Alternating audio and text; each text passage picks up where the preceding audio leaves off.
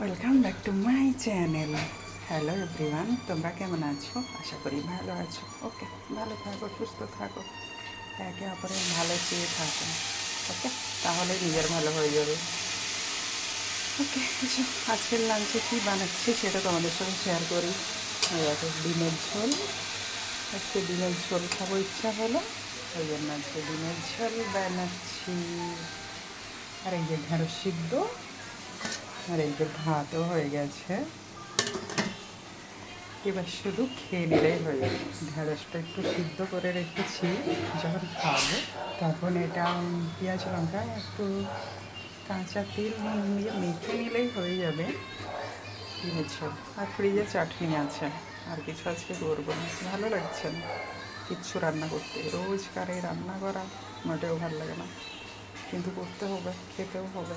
রোজ তো আর বাইরের খাবার খাওয়া যায় না, আর বাইরের খাবার আমি তো একদম পছন্দ করি না। তাহলে তো রান্না করেই খেতে হবে, তার থেকে ঝোল ভাতই বেটার, কী বলো? তাই তো। ওকে, বেশি কথা আর বলবো না, বেশি কথা বলাও এখনকার দিনে মানা, বেশি কথা কেউ শুনতে চায় না।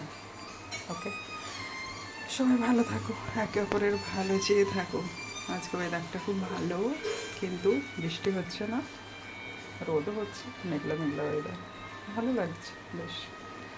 ওকে, টাটা, আর বেশি কথা বলবো না, সবাই ভালো থেকো।